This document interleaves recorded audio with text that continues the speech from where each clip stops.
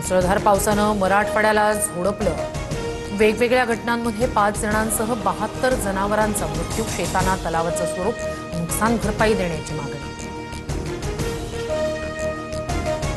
सोलापूरमधील वाकाव गावाला पुराचा वेढा, 2000 पेक्षा अधिक लोक अडकल्याची माहिती।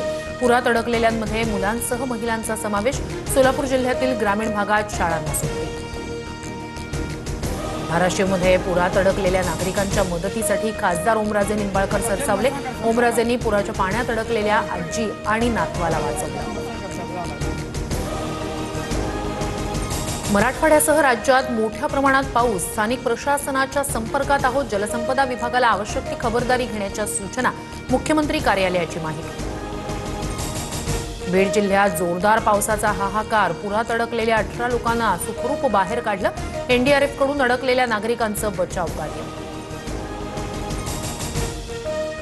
धाराशिव, बीड, जालना, हिंगोली ढगफुटी सदृश्य पाऊस। नद्यांना आलेल्या पुरामुळे अनेक गावांचा संपर्क तुटला। घरात पाणी शिरल्यानं जनजीवन विस्कळीत। धाराशिवमधील सर्व शाळांना सुट्टी जाहीर। अतिवृष्टीमुळे 34 ते 36 लाख हेक्टर शेती पाण्याखाली। तातडीनं शेतकऱ्यांना हेक्टरी 50,000ची मदत करा, वडेट्टीवारांची मागणी।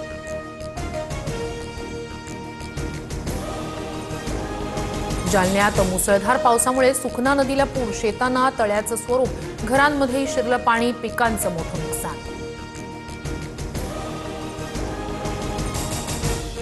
घाबरू नका, मनोबल हरू नका, स्वतःच्या जीवाची काळजी घ्या। पंकजा मुंडेंकडून सोशल मीडियावर व्हिडिओ शेअर। फडणवीसांसोबतच्या बैठकीनंतर पंकजा मुंडे बीडमध्ये नुकसानाची पाहणी करणार।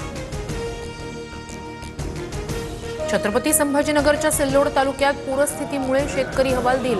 आमदार अब्दुल सत्तारांकडून पाहणी वेळी शेतकऱ्याचा टाहो, व्यथा मांडत मदतीची अपेक्षा।